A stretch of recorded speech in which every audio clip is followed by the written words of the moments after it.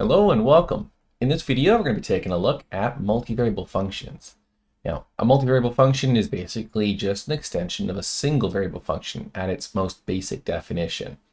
Essentially, you're familiar with single variable functions like f of x, s of t, and that kind of notation.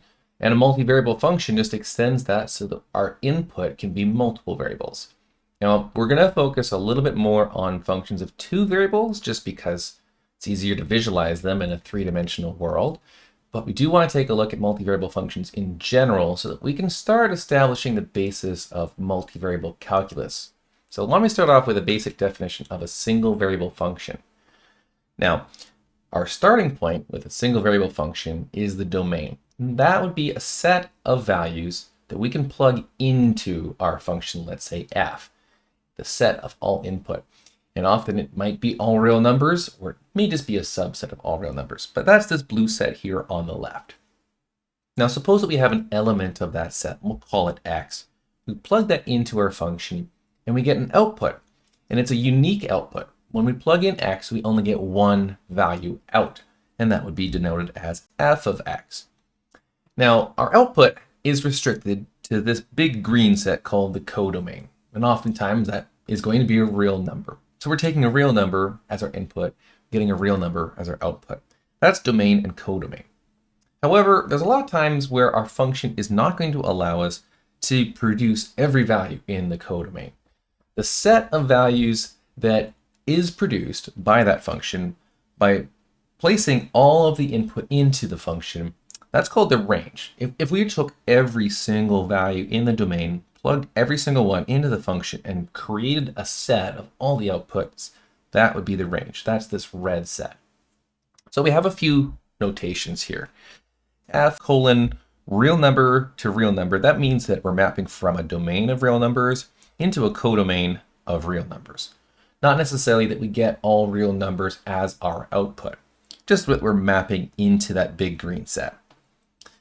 And then for a single variable function, we've got two values. We've got x and f of x. F of x, sometimes we just call it y, and then we can create a plot or a graph of that function with ordered pairs of input and output, x comma f of x. That immediately means that our graph has to exist in two dimensions, R2. And that is the basis for where we came up with single variable calculus. In differential calculus, we were concerned with how f was changing with respect to the input. And in integral calculus, we were kind of doing the reverse process, and we were more concerned with things like area under the function by summing up a range of values. Now, let's take a look at two variables. A function of two variables has the same basic structure. We have a domain, codomain, and range as being a subset of the codomain. The difference here is that our domain is going to be ordered pairs. We're going to allow an x and a y as our input. And then our function takes that value and produces a unique value as its output. We denote it the same sort of way, f of x comma y.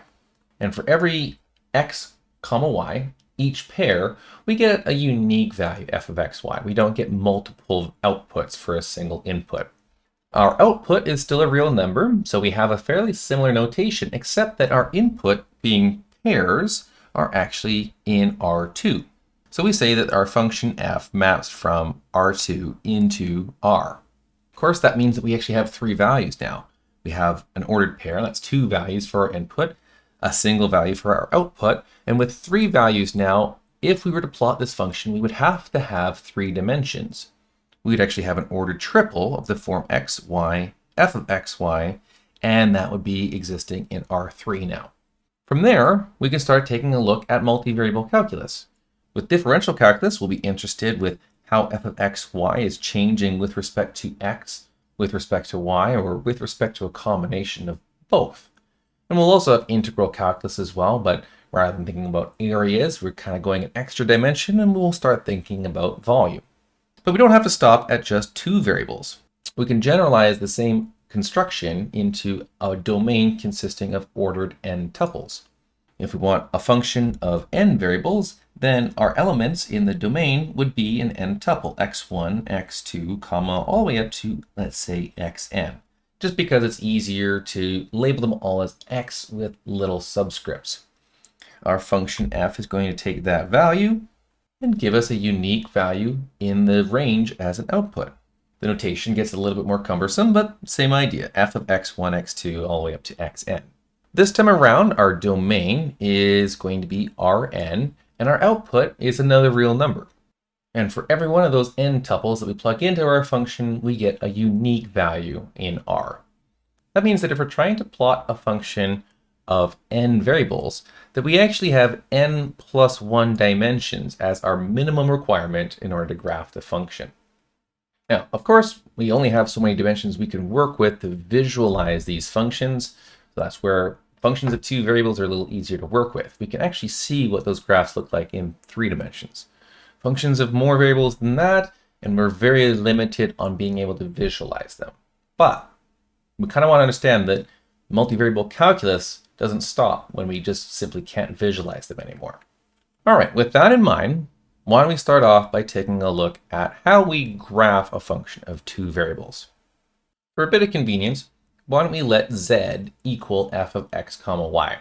That way our ordered triples will just be of the form x comma y comma z. When we take a look at the graph of that function, what we get is a surface in R3. Why don't we think about first octant view? Our domain is a set of ordered pairs x, y. So we might want to visualize that as this kind of blue region here on the xy plane. To graph the actual function z equals f of x, y, let's just take a specific point in that domain. Maybe we'll give it the coordinates a comma b in the domain. That's just an ordered pair. We plug that into our function and we get a z value. That z value is f of a comma b. We can visualize that as being some height above or below the xy plane, depending on whether or not it's positive or negative. Now, if we were to continue to do that for every single value in this blue shaded region and look at what we get, then we should end up with a set of points forming a surface. So this point here on the surface would actually be at a comma b comma f of ab. And because our function has this specific requirement that for any value ab, our output f of ab is unique, that means that we can never have the function pass through a vertical line in more than one place. In this case, that vertical line is parallel to the z-axis. You can try to imagine that if you were pushing a pin straight down into the surface, it is only going to touch that surface in one specific spot at most. Now, while we're on the topic of domain here, remember that even with single variable functions, not every function has the domain of all real numbers. Same is true when we're taking a look at functions of multiple variables. Let's see a couple examples. All right, well, let's take a look at this function of 2 variables and see if we can give its domain. And while we're at it, let's take a look at range. Now, range would be the set of all possible values for z if you're taking a look at this picture here. And that can be a little bit trickier to try to determine. To get the domain, we see that this is really just a combination of multiple functions. Our first function, 3x, is a linear function. We should be familiar with that already from single variable calculus, and we know that the function 3x has a domain of all real numbers. So we could even write that down. We have x so far can be any real number. We take a look at our second term and we see that that's also linear. And that second term only has the input for y. That means so far y can be any real number as well. Our last term is simply just a constant. It has nothing to do with our input at all. So that doesn't impose any further restrictions. So just like with single variable functions, we take a look at all of these restrictions combined together. And so far, nothing is restricting our values of x or for y. And that gives us a domain of x comma y being anything in R2.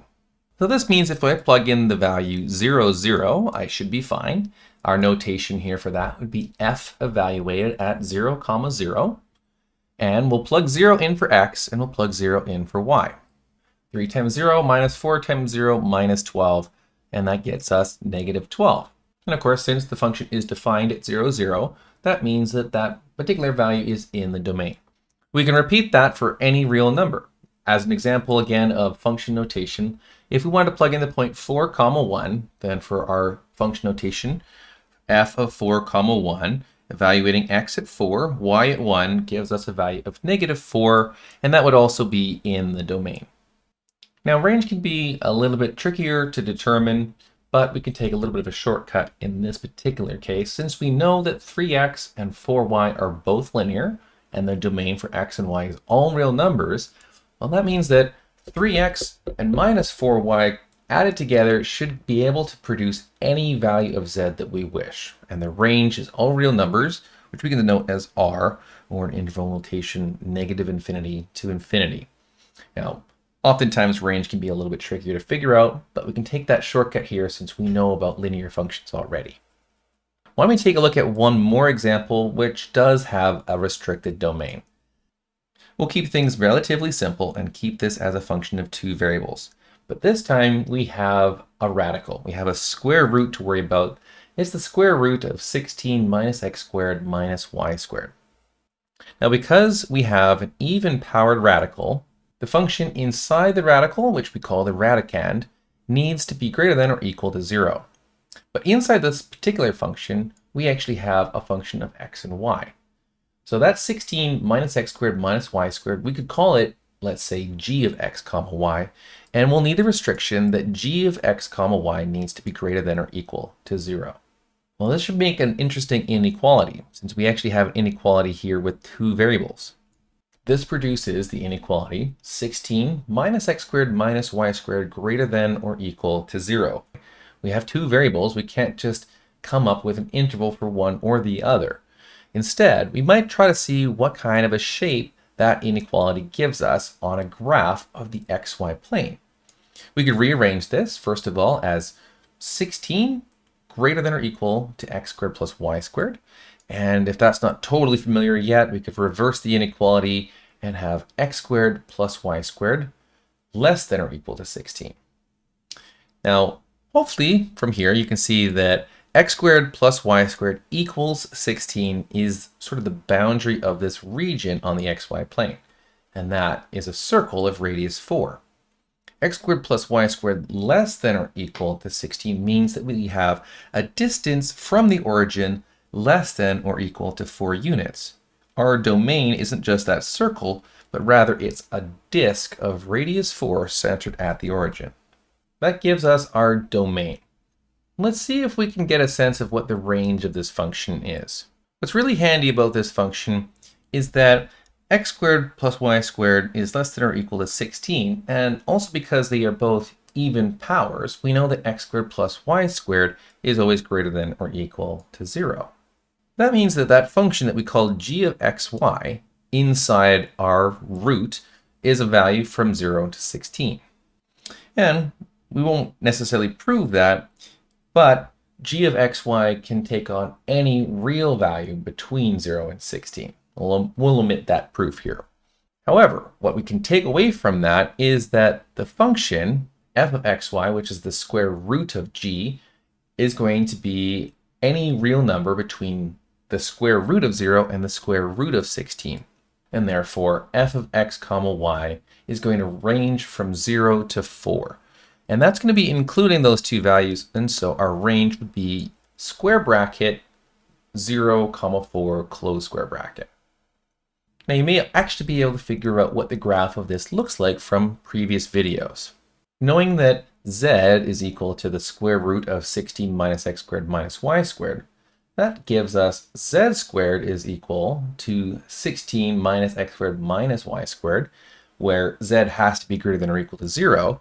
But if we rearrange that equation, we see that we get the equation x squared plus y squared plus z squared equals 16. And that's usually a sphere, but because we have to have z being only positive values, that gives us a hemisphere. Now, a little side note here, just remember that a sphere is not a function of two variables. It's because it doesn't pass the vertical line test, or in this case, that z-axis test. A sphere, if you were to plug a pin through the top, it would hit the surface in two particular spots.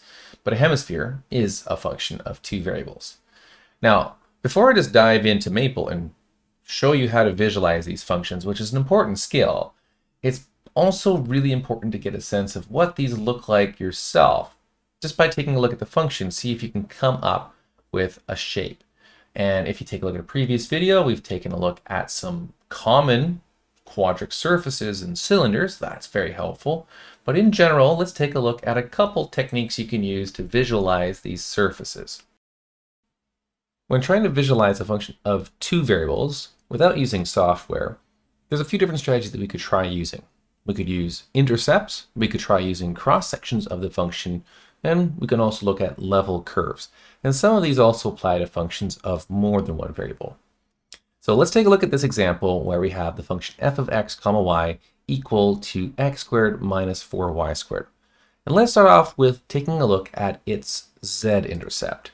We're going to let z equal the function, or z equals x squared minus 4y squared.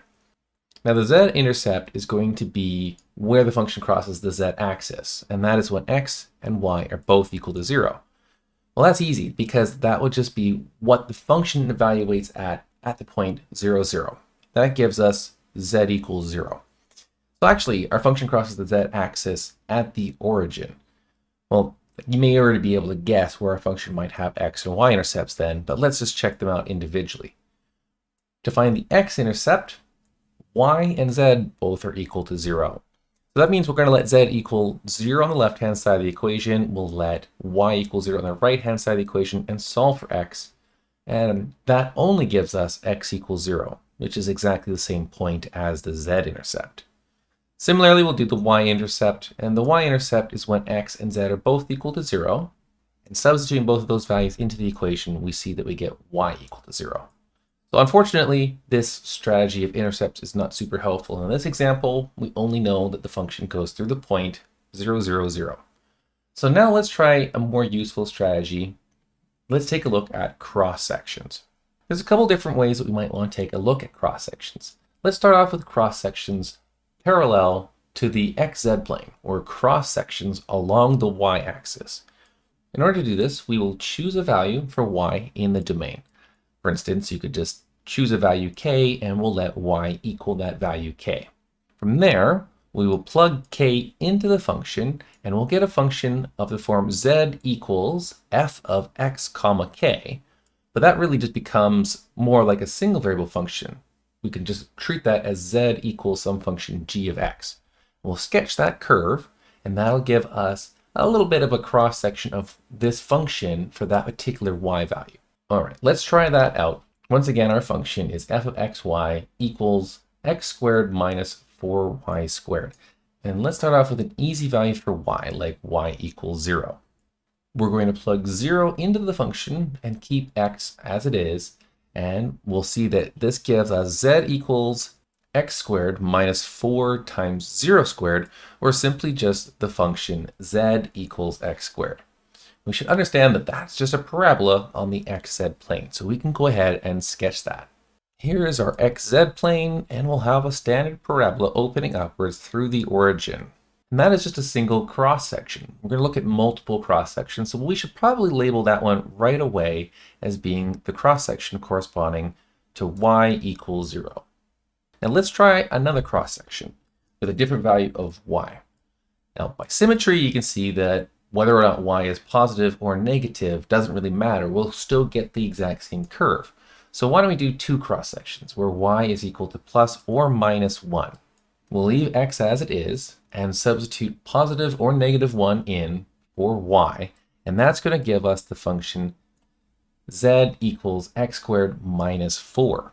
That's just the same parabola, exactly the same shape, but shifted down 4 units. So we can put that on our graph.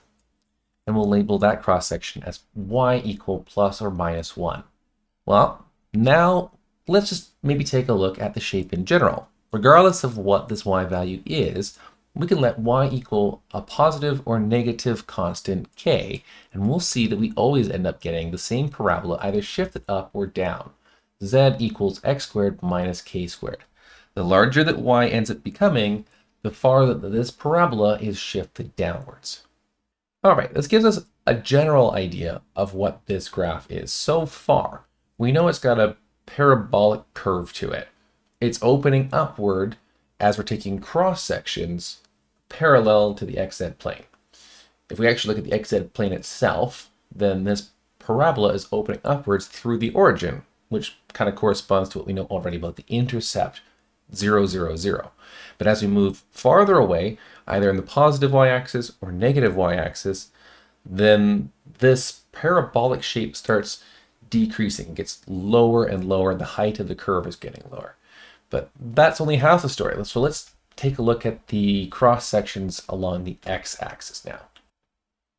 To look at cross sections along the x-axis, we're really looking at cross sections of the curve parallel to the YZ plane. And it's a very, very similar process. Again, we'll just choose an arbitrary value for x in the domain. We could let x equal some value k, and then we'll sketch a curve again. What we're going to do is we're going to let x equal k in the function, and we can treat that as a single variable function and end up with z equals h of y. Let's try that out with a very basic value again. It's kind of nice to try to start off with something like x equals 0. Once again, we're going to plug 0 into the function. If we let f of x, y equals z, we end up with z equals simply just minus 4y squared. That's an upside down parabola. It's stretched and it's facing downward. So let's try plotting that one first. Now you'll need to create a new set of axes for this because we're not on the xz plane anymore. We're parallel to the yz plane. This is a parabola opening downward, and it should be fairly narrow looking. Not exactly to scale, but it should look something like this. And this is corresponding to x equals 0. Again, by symmetry, we can try positive and negative values for x at the exact same time. So why don't we try x equal positive 1 or negative 1? Plugging that into our function where z equals x squared minus 4y squared, that's going to give us z equal 1 minus 4y squared. So it's really just the same shape, but shifted up 1 unit. And we should label that as x being plus or minus 1. And you might be able to guess that no matter what value x is, we're going to get the general same shape in this case. If x is positive k or negative k, we still get the basic shape of z equals minus 4y squared. It's just that it's been shifted upward by k squared units. So we've got kind of two families of parabolas. Let's see if we could put these two pieces together. All right, here's where things get a little tricky. Now, it might be a good idea to have a fairly large set of axes here. And I'm choosing to use first octave view. We're going to try to draw those parabolas in the proper perspectives. So let's start off with the cross sections along the y-axis. Taking a look back up here, we have our first cross section corresponding to y equals 0, and it's a standard upward parabola. Hasn't been stretched at all, and it's sitting here perfectly at the origin. Well, let's see if we can have that same shape here from the correct perspective. It should be sitting right on the xz plane, opening upward towards the positive z. Here's kind of what that looks like. You can see it's kind of on the xz plane. It's opening upward, and that's just a single cross section.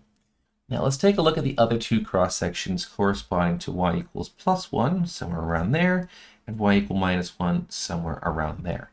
Now, by the magic of copy and paste, I can take that same shape, and when y equals 1, I need to shift this down 4 units, so maybe something like down here. And we'll do the same thing with y equal minus 1. We have exactly the same shape, but it needs to be shifted down by about 4 units, so again, someplace down here roughly. Now it's time to take a look at a couple of our cross sections along the x-axis. And those are also parabolas. They are opening downward. Now this time around, we're going to be taking a look at the YZ plane. Now this first parabola goes right through the origin, and it is the shape of z equal negative 4y squared, which means it passes through a point when y equals 1, z equals negative 4, which is precisely the bottom of this parabola opening upwards that we've already drawn. Similarly, when y equals negative 1, it passes through z equals minus 4, which is the other cross section. Now, try to do your best job of sketching that parabola. We have one side opening, and we have the other side. Not terrible, obviously not to scale. Now let's take that same shape and see if we can also create our other two cross sections when x is equal to plus 1 and minus 1. We'll take that shape and we will take a look at when x equals 1, this same shape was shifted up by 1 unit. And we'll have a very similar shape when x is equal to -1. We have the same parabola shifted up by 1 unit. This is quite a mess already.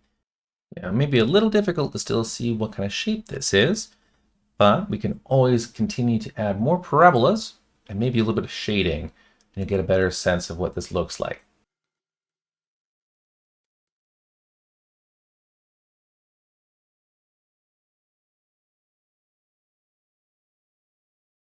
Now, it's not perfect, but hopefully you have a basic idea of where these cross sections play a role in coming up with the general shape of this. And you may also have known from a previous video that because the surface has parabolas opening upward in one direction and parabolas opening downward in the alternate direction, that we call this surface a hyperbolic paraboloid. You can maybe understand where the term paraboloid comes from, all of these parabolic shapes in there, but what about the hyperbolic part of the name? Well, I'm still going to hold off showing you what this looks like in 3 dimensions until we take a look at another strategy called level curves. And with these level curves, you'll get a good sense of where this hyperbola comes from. Now, level curves are very similar to cross sections. What's different in this case is we're choosing a value for z. We're going to suppose that z is equal to maybe some value k, and hopefully k is in the range of our function, otherwise we won't get a level curve at all.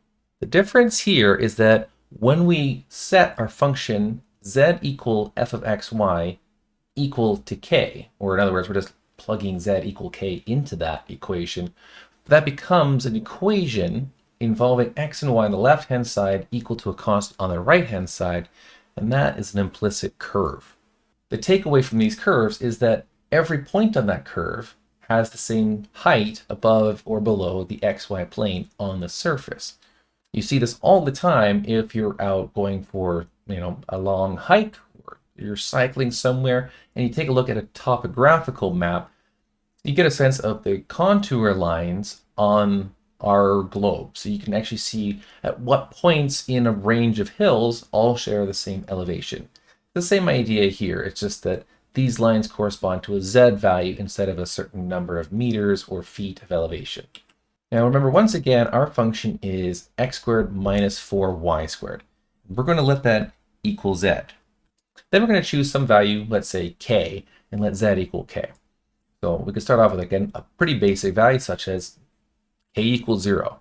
So we'll substitute z equal k, or z equals 0, into that equation, and that gives us the curve x squared minus 4y squared equals 0.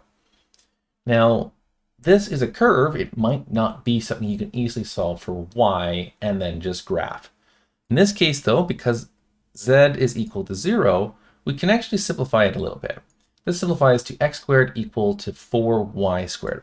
Now, there are several different strategies you could use to solve this equation, but one solution should be immediately obvious, and that would be the point 0, 0. However, if we want to solve this in a nice convenient manner without having to worry too much about positive and negative signs, let's take a look for solutions when y does not equal 0. That means that we could divide both sides of the equation by y squared. Then we could rewrite that left-hand side as simply just x over y all squared equals 4, and that tells us that x over y has to be either positive 2 or negative 2. That actually gives us 2 equations. We can solve for y and get y equal to negative 1/2 x or y equal to positive 1/2 x. And those are simple equations of straight lines. So we'll put that onto our graph here of the xy plane. And sure enough, there's our point 0, 0 that both of those lines go through. And I've labeled them as k equals 0, but it also maybe makes sense just to label those as z equals 0. That is a height of 0 above or below the xy plane. So our function crosses the xy plane along those 2 purple lines. Now this is a little trickier, but let's see what happens if we look at k equal 1. K equal 1 means we have a height of 1 unit above the xy plane. Letting z equal 1 gives us the curve x squared minus 4y squared equals 1.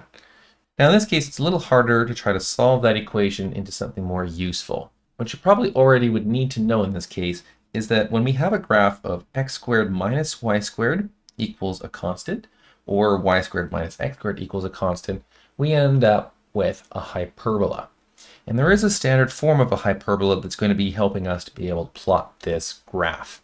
The standard form of a hyperbola is x over a all squared minus y over b all squared equal 1, or we might want to switch the signs of those first two terms.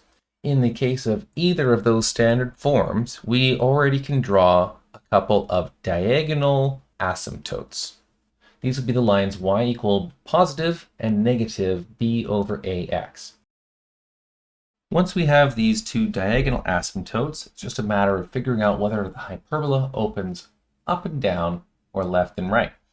Well, in this first case, we can see that if x is equal to either positive or negative a, and y is equal to 0, the point would satisfy this equation. So we can put those 2 points on, where x is equal to a and y is equal to 0, and when x is equal to negative a and y is equal to 0. From there, we can draw the hyperbola.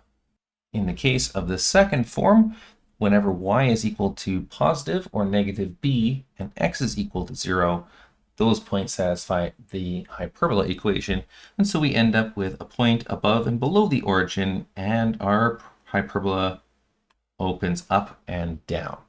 Okay, well, with a little bit of theory kind of reviewed, although be it very quickly, we might be able to try sketching this particular hyperbola now. X squared minus 4y squared equals 1.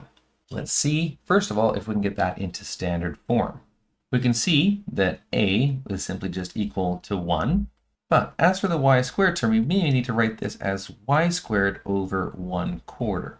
From there, we can see we have x squared minus y over 1/2 squared equals 1. So our a is equal to 1, and our b is equal to 1/2. The asymptotes of this hyperbola are y equal plus or minus b over ax. That gives us the asymptotes y equal plus or minus 1/2 x. What's really convenient for us is that we've already actually graphed those two lines. Those are these two diagonal lines here corresponding to the level curves k equals 0. And by taking a look at the standard form, this is a hyperbola that opens left and right, and our 2 points that we know for sure is where x is equal to positive 1 and negative 1. From there, we can try to sketch the general shape of a hyperbola. And we can label that as k equals 1. All right, well, that was a lot more work to get a single level curve. Let's try this again with k equal 4 now. That gives us the equation x squared minus 4y squared equals 4. And we can divide both sides by 4 to try to get this into a standard form. That is x squared over 4 minus y squared equals 1. And then we can convert that into standard form, x over 2 all squared minus y squared equals 1. This gives us the exact same asymptotes. It would be y equal plus or minus b over ax, which is still y equal plus or minus 1/2 x. So we have the exact same diagonal asymptotes.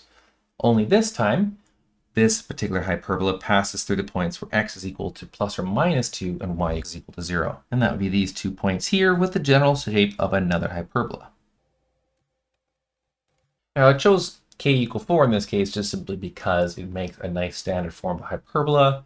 You could try this again with k equals 16 and you should see that you get another perfect hyperbola. But we haven't even taken a look at negative values of k. So over here on the right hand side, let's let k equal minus 1 and see what we end up with. That gives us the implicit curve x squared minus 4y squared equals minus 1. It's pretty easy to put that into standard form. First thing we'll do is we'll switch the signs of every term, and then we'll see that this looks very much like the case where k equals 1, except that our hyperbola is going to open upward or downward. The equation of our diagonal asymptotes will be y equal plus or minus b over ax. Those are going to once again be the equations y equal plus or minus 1/2 x, which we already have plotted. In this case, though, we're going to have the point where y is equal to 1/2 and x is equal to 0, or y is equal to negative 1/2 and x is equal to 0. That gives us a hyperbola that opens upward and downward. We can even try this with k equal minus 4, and we'll get yet another hyperbola. This time, that hyperbola is going to pass to the point where y equals plus or minus 1 and x equals 0. And then we have that last hyperbola plotted on there. Now, as a little side note here, hyperbolas are generally a little challenging to try and plot, especially if you haven't done them for a while.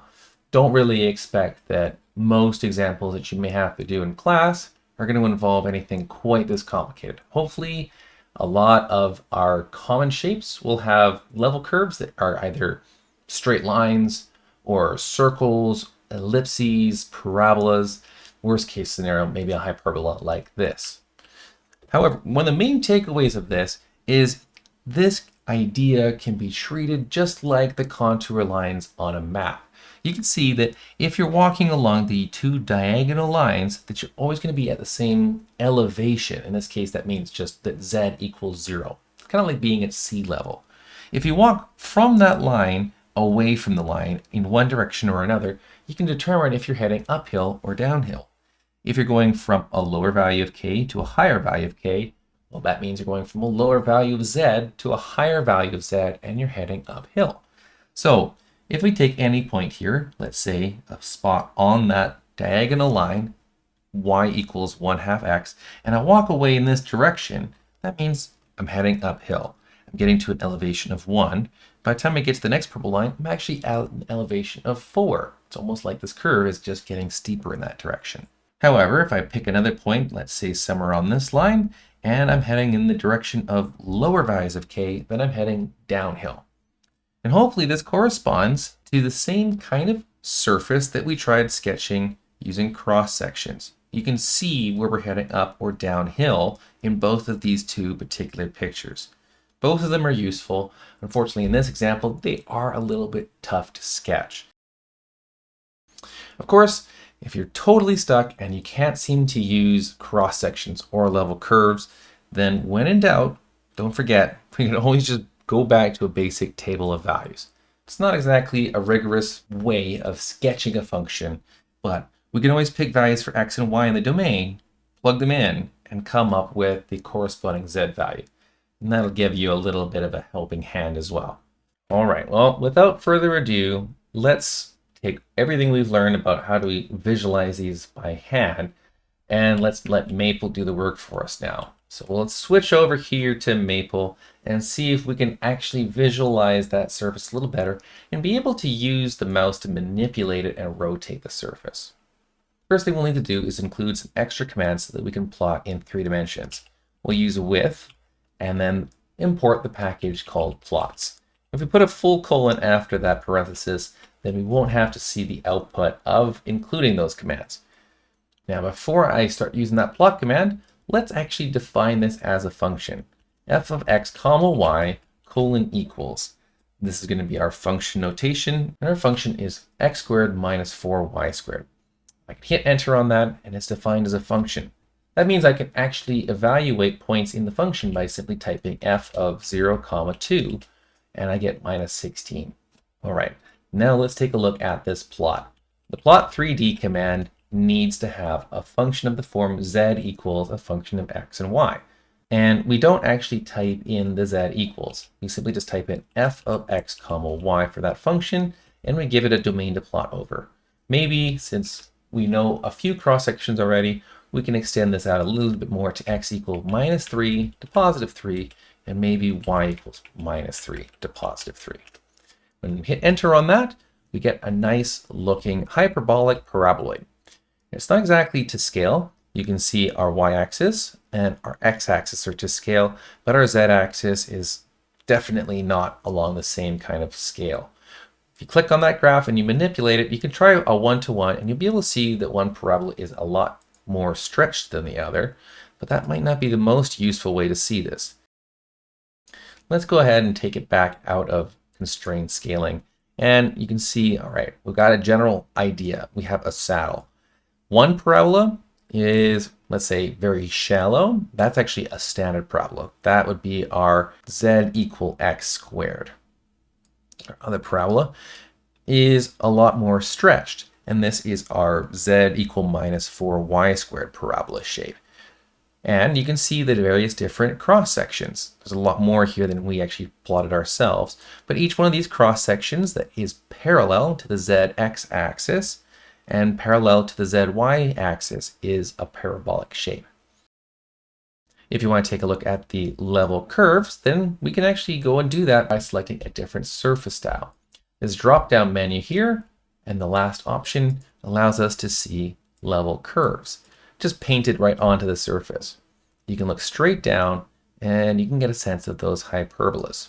However, if you really want to see those hyperbolas in the same sort of fashion that we plotted that, and actually just look at this as being like a contour map of some sort of hill range, then there's a command for that as well that we now have access to from that with plots command. This would be the contour plot command. For the contour plot command, we're just going to have the exact same parameters. We'll apply the function as well as the domain. When we hit enter, you can actually see all of these different hyperbolas being plotted now. You can get a general sense that we're heading downhill as we're heading up the y-axis, and we're heading uphill as we head along the x-axis. If we want to, maybe we can even stretch this out a little bit more, and we'll see those hyperbolas a little bit more in detail that way. All right, well, that's a general overview of multivariable functions. Now you have an idea of kind of how to visualize them with just basic plugging numbers in. Plugging in values for x gives you cross sections parallel to the YZ plane. Plugging in values for y give you cross sections parallel to the XZ plane. With those two things, you can kind of get a general sense of where this is opening upward, where it's opening downward. That should hopefully be able to tell you what kind of common shape it is. Maybe it's a hyperbolic paraboloid. Maybe it's an elliptic paraboloid. That should help you to kind of maybe tell which of those two it is. But the idea of contour lines or level curves is also huge in the world of calculus. Remember that one of our goals with multivariable calculus is to be able to figure out how the z coordinate or how the function is changing with respect to x and y. And because we have a top-down view there of seeing what the value of z is at any point on the xy plane, we can kind of get a sense of, as x is changing, how z is changing, or how, if y is changing and increasing, what is happening to z. That's already starting to kind of open the gateway into differential calculus for multivariable functions. So stay tuned. Thanks for watching, and I'll see you in the next video.